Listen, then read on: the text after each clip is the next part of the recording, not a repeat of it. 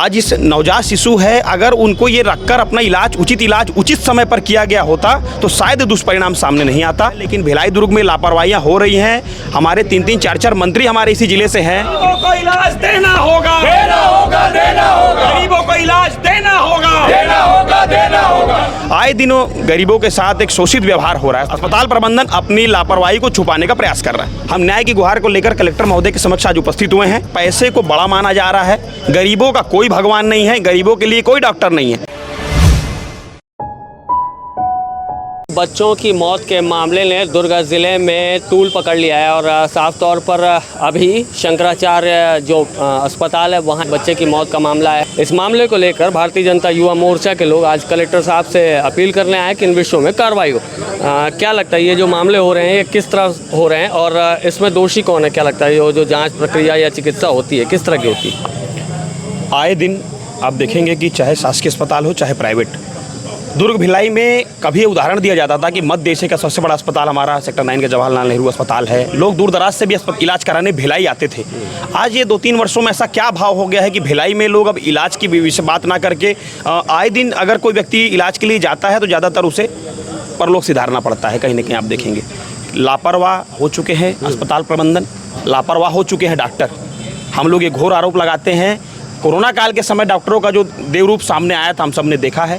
सारे के सारे नहीं, कुछ एक अस्पताल ऐसे हैं और कुछ एक डॉक्टर ऐसे हैं जो मरीजों को जान से खेलने का प्रयास करते हैं। बिल्कुल वो ना राउंड में चेकअप करते हैं कि उनके नीचे का स्टाफ उचित काम कर रहा है नहीं कर रहा है, ध्यान ना देकर केवल पैसे बटोरने वाला बात किया जा रहा है। अभी जो घटनाएं हुई हैं उन विषयों में लगातार खबरें चल रही हैं। अभी नया कुछ उसमें अपडेट आया है क्या? कुछ जानकारी ऐसी आई है जो आप बताना चाहें?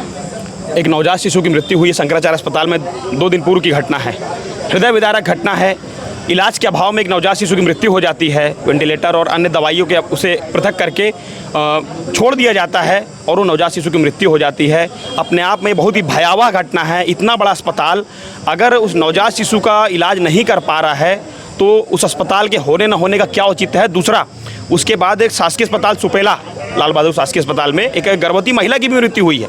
ये 1-2 उदाहरण हम सब ने आपको दिया है और आने वाले समय में हमारे पास ऐसे कई उदाहरण हैं। आए दिनों गरीबों के साथ एक शोषित व्यवहार हो रहा है अस्पताल में। हमारे चैनल ने कल शंकराचार्य के जो ऑथराइज्ड पर्सन है उनसे बात की, राहुल गुलाटी डॉक्टर हैं, उनसे बातचीत की तो उनका ये कहना था कि जो बच्चे की डिलीवरी थी वो एक दूसरे अस्पताल में पहले हो चुकी थी, उसके बाद यहाँ लाया गया था।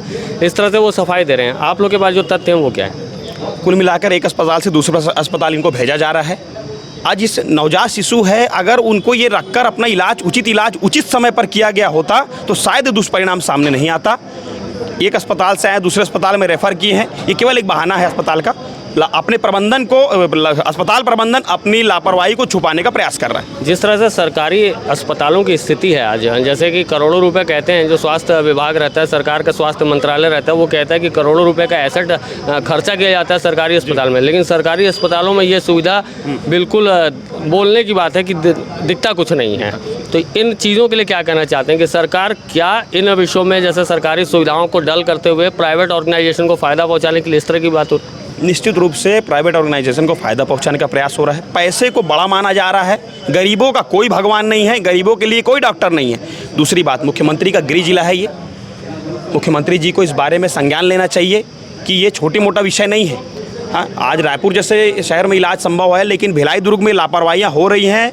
हमारे 3-3, 4-4 मंत्री हमारे इसी ज़िले से हैं। सरकार के इन सब मामलों के बाद में सरकार या प्रशासन ने यहाँ पर उनके लिए एक जांच कमेटी बनाई है। क्या जांच कमेटी ऐसा लगता है आपको कि पूरे पैरामीटर पर सही काम करेगी? कई जांच कमेटियां बनी, कई सारे प्रकरण हुए, ठंडे बस्ते में चले गए, लेकिन ये विषय हम ठंडे बस्ते में बिल्कुल नहीं जाने देंगे। हम न्याय की गुहार को लेकर कलेक्टर महोदय के समक्ष आज उपस्थित हुए हैं। 7 दिन का समय एसडीएम साहब ने हम सबको बताया। 7 दिन में कमेटियां बनेंगी और न्याय का विषय आगे बढ़ेगा और फिर से हम सब कलेक्टर महोदय से मिलेंगे और इस विषय को लिए ठंडे बस्ते में जाने नहीं देंगे। सिविल में फाइल करेंगे, ऐसा कुछ है प्रयास? हम अपने संगठन के वरिष्ठ जो हमारे हैं जैसा मार्गदर्शन मिलेगा और जनता की जैसे मांग आएगी, जनता की लड़ाई लड़ने के लिए हम सब भारतीय जनता युवा मोर्चा कार्यकर्ता सड़क की लड़ाई लड़ेंगे। आने वाले समय में जो भी होगा जनता को न्याय दिलाने के लिए और लंबी लड़ाई को लड़ने को हम सब तैयार हैं। हमें प्रशासन से न्याय की उम्मीद है और प्रशासन जो समय सीमा दिया है वो सब हम इंतजार करेंगे, वरना हम सब अपने उग्र आंदोलन के लिए बाध्य होंगे। जिम्मेदारी प्रशासन की होगी। ये अमित हैं और आप साथ में इनके आए हुए हैं, जो देख पा रहे हैं सब कार्यकर्ता हैं भारतीय जनता युवा मोर्चा का, और साफ तौर पर कहना है कि संवेदनहीनता का एक स्वरूप जो है चिकित्सा व्यवस्था में आज हावी हो चला है और जब किसी की मौत हो जाती है उसके बाद जब बातें उठती हैं तो अस्पताल प्रबंधन इन चीज़ों को दबाने में लग जाता है। और इनका ये भी कहना है कि जो ज़िला प्रशासनिक टीमें बनती हैं इन विषयों के जांचों परख के लिए और निर्णय निकालने के लिए, उन टीमों के जो जांच परख की जो बातें हैं उन पे भी भरोसा नहीं किया जा सकता। आगे इस मामले को और कोर्ट तक भी ले जाने की बात करें और आगे जैसा भी निर्देश इन्हें मिलेगा पार्टी संगठन की ओर से, उन विषयों को आगे उस तरह से आगे बढ़ाने की बात करें। न्यू वीडियोस के अपडेट पाने के लिए सब्सक्राइब करें केपी न्यूज़ को और बेल आइकन को दबाएं।